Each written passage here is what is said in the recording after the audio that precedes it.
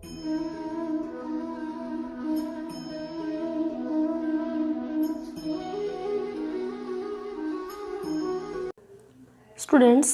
today we will read 8th chapter of class 7 from the book Honeycomb. And the name of chapter is Fire, Friend and Foe. Fire जो होती है, it can be our friend and it can be our enemy. Foe means होता है enemy, शत्रु, कि जो fire होती है वो हमारी फ्रेंड भी हो सकती है और एनिमी भी हो सकती है. So let's start the chapter. Fire is both useful and dangerous for us. Fire जो होती है वो हमारे लिए यूजफुल भी होती है और डेंजरस भी होती है, खतरनाक भी होती है. What is fire? In this chapter we will read that what is fire and how did we discover it. और हमने इसकी खोज कैसे की. And how do we control it. और हम इसे कैसे कंट्रोल करते हैं. If it get out of control. So let's start the chapter. Early man didn't know what fire was. Early man means जो आदि मानव थे वो नहीं जानते थे कि फायर क्या थी. But he must have seen the damage it could cause. लेकिन उन्होंने इसके कारण हुए डैमेज को, इसके आग के कारण हुए नुकसान को जरूर देखा होगा. He must have watched lightning and volcanoes long before he began to use fire himself. लेकिन जब उन्होंने फायर का यूज़ करना शुरू किया होगा उससे पहले उन्होंने लाइटनिंग मीन्स बिजली एंड वोल्केनोज जो होते हैं वो ज्वालामुखी वाले पर्वत होते हैं, उनको उन्होंने ज़रूर देखा होगा. Fire was powerful and dangerous. आग जो थी वो काफ़ी पावरफुल एंड डेंजरस, बहुत ही खतरनाक थी. एंड ही वॉज फ्राइटन्ड, और वो काफ़ी डरा हुआ था. Here we are talking about early man. आदि मानव के बारे में हम बात कर रहे हैं. Fire may have puzzled early man, but we now know that fire is the result of a chemical reaction. कि फायर ने अर्ली मैन को ज़रूर पजल किया होगा, लेकिन अब हम जानते हैं कि जो फायर है वो किसका रिजल्ट है. वो एक केमिकल रिएक्शन का रिजल्ट है. केमिकल रिएक्शन होने से हमें क्या मिलती है, फायर मिलती है. When the oxygen in the air combines with carbon and hydrogen in a fuel, a chemical reaction takes place. जब एयर में ऑक्सीजन, कार्बन और हाइड्रोजन मिल जाती है तो एक केमिकल रिएक्शन शुरू होता है. Energy in the form of heat and light is released in this process. और इस प्रोसेस में एनर्जी जो है वो ताप मीन्स हीट होती है, हीट और लाइट के रूप में वो बाहर निकलती है. This is what we call fire. यही वह है जिसको हम क्या बोलते हैं, आग बोलते हैं. तो जो फायर है वो किसका रिजल्ट है, वो एक केमिकल रिएक्शन का रिजल्ट है. जब एयर जो है वो ऑक्सीजन, कार्बन और हाइड्रोजन के रिएक्शन में आती है तब ये केमिकल रिएक्शन शुरू होता है और इससे ही एनर्जी जो है वो हीट और लाइट के रूप में बाहर निकलती है, जिसको हम क्या बोलते हैं, फायर बोलते हैं. 3 things are needed to make fire: fuel, oxygen and heat. आग बनाने के लिए 3 चीज़ों की ज़रूरत होती है. फ्यूल होता है ईंधन, ऑक्सीजन एंड हीट होता है तापमान. Wood, coal, cooking gas and petrol are some examples of fuel. Wood लकड़ी, कोल कोयला एंड कुकिंग गैस जो एलपीजी गैस हम घरों में यूज़ करते हैं, ये सभी क्या हैं, ये एग्जाम्पल्स हैं फ्यूल के, ईंधन के. Oxygen comes from the air. Oxygen कहाँ से आती है, हवा में से आती है. That is why when you blow on the smouldering paper. इसीलिए जब आप स्मोल्डरिंग पेपर होता है बर्निंग स्लोली विदाउट फ्लेम, कि सुलगना होता है ना, जैसे आग सुलगती है पेपर में, उसमें पूरी तरह से आग नहीं लगती लेकिन वो सुलगता है. लेकिन जब आप उसको ब्लो करते हो, जब आप उसको फूंक मारते हो तब उसमें आग जलना शुरू हो जाता है. It often burst into flame when you blow it. जब आप इसको ब्लो करते हो तो इसमें फ्लेम्स आनी शुरू हो जाती है. The third thing needed to make fire is heat. और जो तीसरी चीज़ है फायर बनाने के लिए वो क्या है, हीट है, तापमान है। Fuel and oxygen do not make fire by themselves. केवल फ्यूल और ऑक्सीजन जो हैं वो अपने आप में ही फायर को नहीं बना सकते। और एल्स अ न्यूज़पेपर और a stick lying in the open would catch fire on its own. और ना ही न्यूज़पेपर या फिर कोई स्टिक पड़ी हुई अपने आप से ही उसमें आग नहीं लग सकती। To burn a piece of paper or wood, एक पेपर को और वुड को जलाने के लिए, we heat it before it catches fire, हम इसे हीट देते हैं फायर के पकड़ने से पहले। अगर हमें कोई पेपर जलाना है या लकड़ी जलानी है तो उसमें एकदम से फायर नहीं लगती है, एकदम से उसमें आग नहीं लग जाती। पहले हमें उसको हीट देनी होती है, हमें उसे तापमान देना होता है। We generally do it with a lighted match. हम जनरली आमतौर पर हम इसे कैसे करते हैं, एक मैच स्टिक से करते हैं, उसको जला के हम उसे हीट देते हैं और फिर वो एकदम से आग पकड़ती है। Every fuel has a particular temperature at which it begins to burn. हर एक फ्यूल का, हर एक ईंधन का एक पर्टिकुलर टेम्परेचर होता है, उनका अपना एक टेम्परेचर होता है, तापमान होता है जिसपे कि वो जलना स्टार्ट करती है। अब जैसे देखा होगा आपने कि जो पेपर होता है वो बहुत जल्दी जल जाता है और जो वुड होती है, लकड़ी होती है, वो थोड़ा टाइम लेती है जलने में। तो पेपर का जो टेम्परेचर होता है वो ज़्यादा होता है, इसीलिए वो जल्दी फायर को कैच करता है। और वुड जो होती है वो थोड़ा लेट कैच करती है। This temperature is called the flash point और kindling temperature of the fuel. और ये जो टेम्परेचर होता है इसको हम क्या बोलते हैं, फ्लैश पॉइंट, जिसको हम बोलते हैं चमक बिंदु, फ्लैश पॉइंट भी बोल सकते हैं। और किंडलिंग टेम्परेचर होता है ज्वलन तापमान, जिसको बोलते हैं वो बोलते हैं हम इसे। It is sometimes said that fire is a good servant but a bad master. ऐसा कहा भी जाता है कि जो फायर है वो एक अच्छी सर्वेंट है, एक अच्छी नौकर होती है, बट अ बैड मास्टर, लेकिन एक बैड मास्टर होती है, एक बुरा मालिक होती है।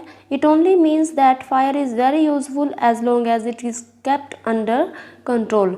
इसका मतलब सिर्फ यही है कि फायर जो है वो एक बहुत ही यूज़फुल चीज़ है जब तक कि इसे कंट्रोल में रखा जाए। For instance we use it to cook our food, warm our homes in winter and to generate electricity, but on the other hand, if fire gets out of control, it can be very dangerous. For instance, for example, हम इसे भोजन पकाने के लिए use करते हैं, अपने घरों को सर्दियों में गर्म करने के लिए यूज़ करते हैं, एंड टू जनरेट इलेक्ट्रिसिटी, और बिजली बनाने के लिए भी इसको यूज़ करते हैं। But on the other hand, लेकिन दूसरी तरफ, if fire gets out of control, लेकिन अगर फायर आउट ऑफ कंट्रोल हो जाती है, it can be very dangerous, ये हमारे लिए बहुत ही खतरनाक हो सकती है। Each year thousands of homes, हर एक साल थाउजेंड्स ऑफ होम्स, हजारों घर, and shops are damaged by fire, हजारों घर और दुकानें जो हैं फायर के द्वारा डैमेज कर दी जाती हैं, जला दी जाती हैं, मीन्स वो आग से जल जाती हैं। Vast areas of forest are also destroyed and hundreds of people are killed और इंजर्ड। वास्ट एरियाज, बहुत बड़े बड़े एरियाज फॉरेस्ट के, और आर ऑल्सो डिस्ट्रॉयड, वो भी डिस्ट्रॉय कर दिए गए हैं, विनाश हो गया है उनका भी। डिस्ट्रॉय होता है नष्ट कर देना। तो जो बड़े बड़े एरियाज़ हैं फॉरेस्ट के, जंगलों के, उनको भी डिस्ट्रॉय कर दिया गया है, उनको भी नष्ट कर दिया गया है आग के द्वारा। And hundreds of people are killed, और सैकड़ों लोग जो हैं वो मारे जा चुके हैं और घायल हो गए हैं सिर्फ आग की वजह से। जब आग जो है वो आउट ऑफ कंट्रोल हो जाती है तब ऐसे नुकसान भी हो जाते हैं। Just as 3 things are needed to start a fire, there are 3 main ways in which a fire can be put out. ऐसे ही जैसे कि आग को जलाने के लिए 3 चीज़ों की ज़रूरत होती है, ऐसे ही आग को बुझाने के लिए भी कुछ चीज़ें हैं जिनकी हमें ज़रूरत होती है। In each one of the 3 things needed for burning is taken away, कि हमें क्या करना होता है कि जब आग लगी होती है काफ़ी ज़्यादा, तो हमें सिर्फ क्या करना होता है कि किसी एक चीज़ को उसमें से निकाल देना होता है जो आग जलाने के लिए ज़रूरी होता है, जिससे कि आग बुझ जाती है। For example we can take away the fuel, उदाहरण के लिए हम उसमें से क्या निकाल सकते हैं, फ्यूल निकाल सकते हैं। जैसे अगर कहीं पे आग लग जाती है तो हमें सबसे पहले देखना होगा वहाँ पे कोई ऐसा मटेरियल ना हो जो फ्यूल का काम करता है, जैसे कि ऑयल हो गया, वुड हो गई, पेपर्स हो गए, ठीक है। तो हमें ये मटेरियल पहले वहाँ से हटाना होगा ताकि आग ज़्यादा ना फैले और आग बुझ जाए। If the fire has no fuel to feed on, no burning can take place, अगर जलने के लिए कोई फ्यूल ही नहीं होगा तो आग नहीं बढ़ेगी। We often let a fire die out simply by not adding more fuel to it, हम प्रायः आग बुझाने के लिए इसमें और ईंधन नहीं डालते हैं। The second way of putting out a fire is to prevent oxygen from reaching it, जो दूसरा वे है फायर को बुझाने का वो ये है कि हम उसमें से ऑक्सीजन का जो उसमें पासिंग होना है, मीन्स पास हो रही है ऑक्सीजन, उसको हम बंद कर देते हैं, ऑक्सीजन वहाँ पे जाना बंद कर देते हैं, जिससे कि आग बुझ जाती है। No supply of oxygen means no fire, कि अगर ऑक्सीजन फायर को नहीं मिलेगी तो फायर नहीं होगी। Small fires can be put out or smothered with a damp blanket और अ सैक, जो छोटी छोटी फायर्स होती हैं, छोटी छोटी आग होती हैं, उनको हम स्मोदर्ड होता है दबा देना, उनको हम दबा सकते हैं with a damp blanket, damp blanket होता है गीला कंबल, और सैक एक बोरी, इनसे हम छोटी छोटी फायर्स को दबा सकते हैं, बुझा सकते हैं। This stops oxygen reaching the burning material, यह बर्निंग मटीरियल मीन्स जो जलता हुआ मटीरियल है उस तक ऑक्सीजन पहुँचने से रोकता है, जिससे कि आग बुझ जाती है। Sometimes carbon dioxide is used to extinguish fire, extinguished होता है पुट आउट, बुझा देना। कई बार जो होता है कार्बन डाइऑक्साइड का यूज़ किया जाता है आग को बुझाने के लिए। It doesn't allow oxygen to reach the burning material, ये भी ऑक्सीजन को बर्निंग मटेरियल तक जाने से रोकती है। जो कार्बन डाइऑक्साइड गैस होती है वो भी ऑक्सीजन को बर्निंग मटेरियल से तक जाने से रोकती है। The third way of putting out a fire is to remove the heat, जो तीसरा जो तरीका है आग को बुझाने का वो है हीट को रिमूव कर देना, तापमान को हटाना वहाँ से। If the temperature can be brought down below the flash point the fuel stops burning, कि अगर हम टेम्परेचर को फ्लैश पॉइंट से कम कर देते हैं तभी भी जो बर्निंग होती है वो स्टॉप हो जाती है, मीन्स जलना, आग का जलना बंद हो जाता है। You blow on a burning matchstick और a candle to put it out, आप क्या करते हैं जब आपने मैच स्टिक को जलाया, किसी माचिस की तिल्ली को जलाया या कैंडल है जो जली हुई, उनको जब आपको बुझाना होता है तो आप क्या करते हो, उसको ब्लो करते हो, उसमें फूंक मारते हो।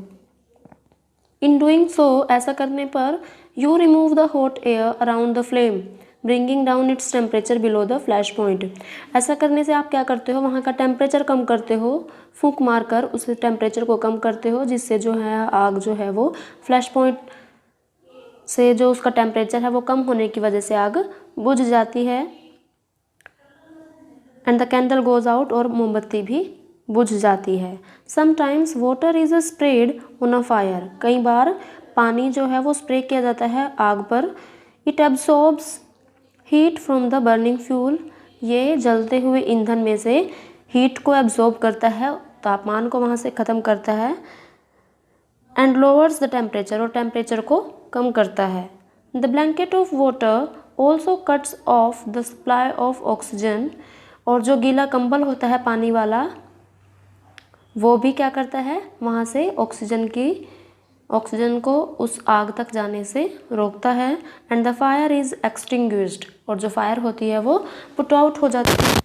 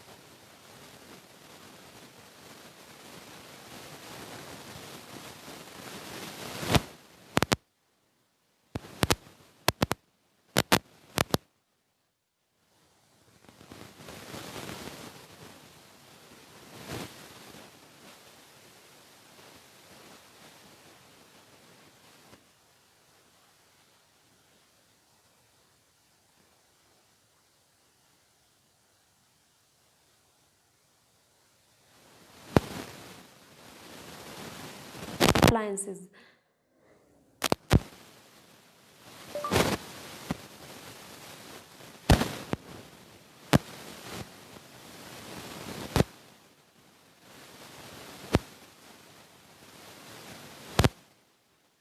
Killed.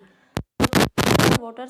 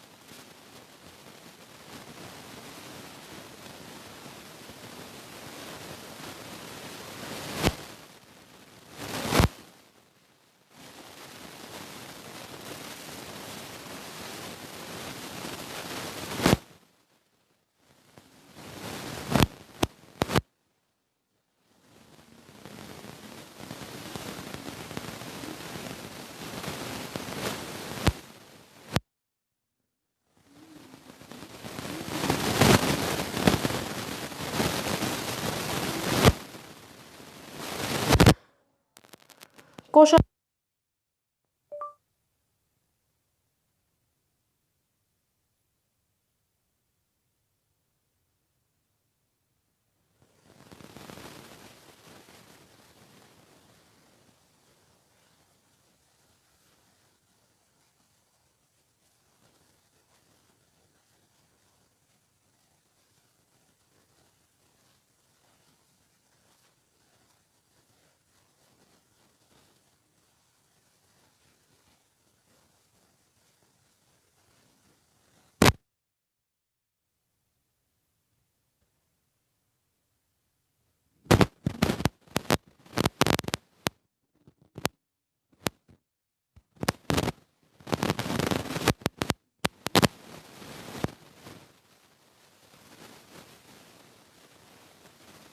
आते हैं उनको हेल्प करते हैं वो फर्स्ट एड देकर। और from the effects of smoke, कई बार लोग जो हैं वो धुएं के इफ़ेक्ट से भी उनको प्रॉब्लम होनी शुरू हो जाती हैं, तो जो फायर फाइटर्स होते हैं उनको ट्रेन किया जाता है फर्स्ट एड में भी, ताकि वो लोगों की हेल्प कर सकें।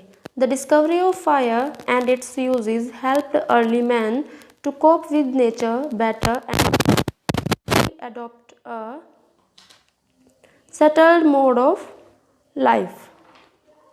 The discovery of fire, आग की खोज और इसके यूज़ से आदि मानव की जो नेचर से अच्छी तरह से निपटने और उसे धीरे धीरे अपने जीवन में उसे यूज़ करने के लिए उन्होंने हमारी हेल्प की है। Fire is still worshipped in many parts of the world. Fire जो है वो आज भी कई जगहों पर उसकी वर्शिप की जाती है, पूजा की जाती है। Fire is indeed a friend but as we know it can be dangerous enemy once it gets out of control. Fire जो है वो सच में एक फ्रेंड है, लेकिन जैसा कि हम जानते हैं it can be dangerous enemy, यह एक खतरनाक शत्रु हो सकती है। Once it gets out of control, अगर एक बार यह आउट ऑफ कंट्रोल हो जाए तो ये हमारी दुश्मन भी हो सकती है। वैसे जो फायर होती है वो हमारी फ्रेंड होती है, क्योंकि हम डेली लाइफ में काफ़ी यूज़ होता है इस फायर का, तो ये एक फ्रेंड होती है। और अगर ये आउट ऑफ कंट्रोल हो जाए तो ये एक दुश्मन भी होती है। That's all. Thank you students.